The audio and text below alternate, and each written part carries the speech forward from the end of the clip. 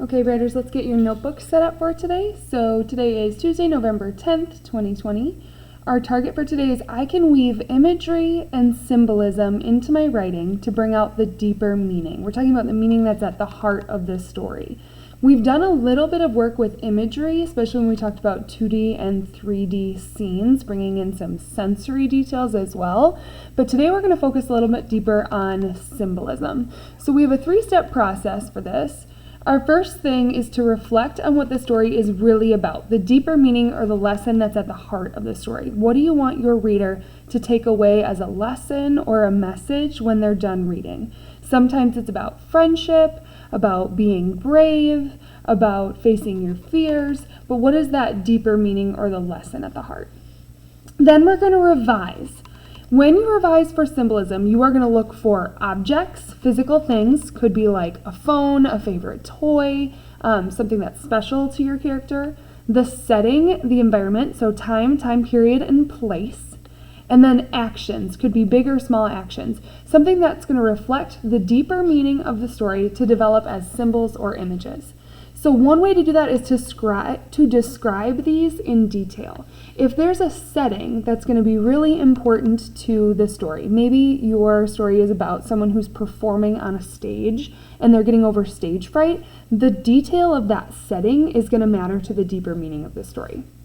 You want to increase their importance. So if there's an object that your character is really special to them, maybe they lost a friend, their friend passed away, and they have a special present from that friend, you might want to increase the importance of that object to bring out the deeper meaning of them missing their friend.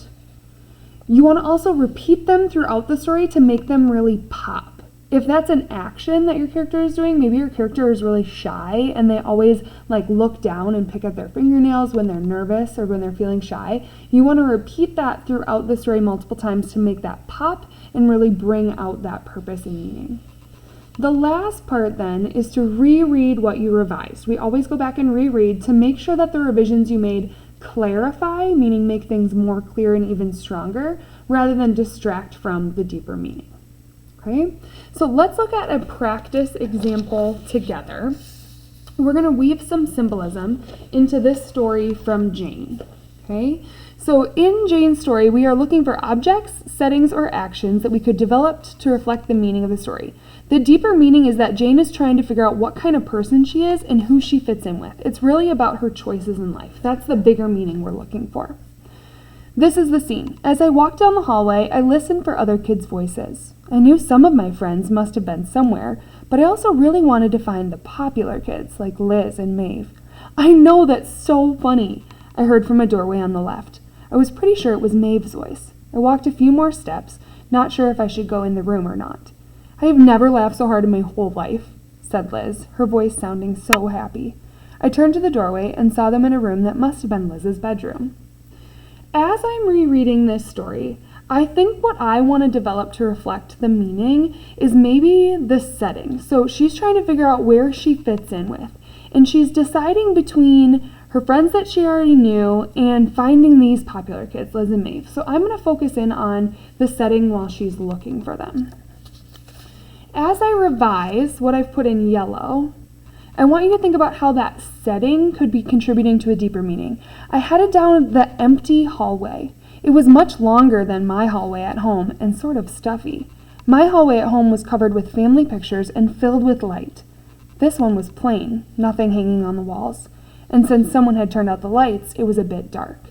As she's walking in this hallway, in this setting, I wanted the setting to kind of match her mood, as feeling kind of lost and maybe a little bit lonely, not really feeling a connection to the place. That's how I brought it out in this setting.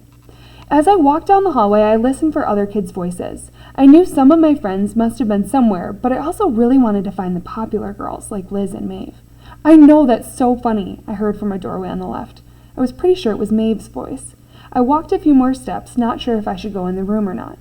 There was light pouring out of the doorway. I chose to include this part here because I wanted this room where these popular girls are to seem like a positive place, a place that was really inviting compared to that dark, lonely hallway. I have never laughed so hard in my whole life, said Liz, her voice sounding so happy. I turned to the glowing, beckoning doorway and saw them in a room that must have been Liz's bedroom. So this comparison of the dark, boring, lonely hallway to this positive, happy, glowing, beckoning doorway to the bedroom, I wanted to really compare those as different places and bring out with some symbolism with the light and bright place that this was the deeper meaning of her belonging and wanting to be in that space. All right, now that we've looked at my example revision of Jane's story, where I brought out the symbolism through the setting, what we're going to do now is you guys are going to take some time to practice this, and then we're going to talk about it more and practice with it in our small group meetings. So this piece here is the piece that you guys are going to revise. This is a piece about a kid with low self-esteem trying to get comfortable with himself. In the setting, he's sitting on a bus, and we really want to bring out the fact that he has some low self-esteem and he's not really confident through the symbolism. Remember that you can use an object, you can use the setting, and you can use actions to bring that out. Let's read it together and talk about some ideas, and then you can get started. I sat in the middle of the bus. The cool kids sat in the back. The nerdy kids sat in the front. I sat in the middle with all sorts of regular kids. I sat by myself, wishing, like I always did, that my mom would let me walk home like Rick and his friends. My brother Rick was 16 and the coolest person I knew. Anyway, I was sitting on the bus, bored, and trying not to be noticed when I took out my phone. I went to swipe to turn it on, and it flashed a red battery sign. It was dead. Now what? I had a long bus ride home with nothing to do and no one to talk to. Remember, our deeper meaning of the story is a kid with low self-esteem who's trying to be comfortable with himself. You are going to take this piece and revise it in your writer's notebook at the bottom of the page.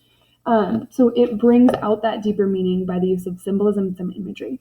You can revise by including descriptive details about the setting that might bring out how he's having low self-esteem and not feeling comfortable in this environment.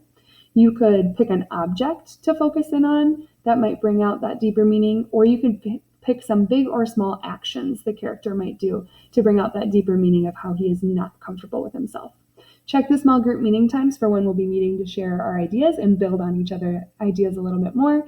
Get that in your writer's notebook in the meantime, and let me know if you have any questions.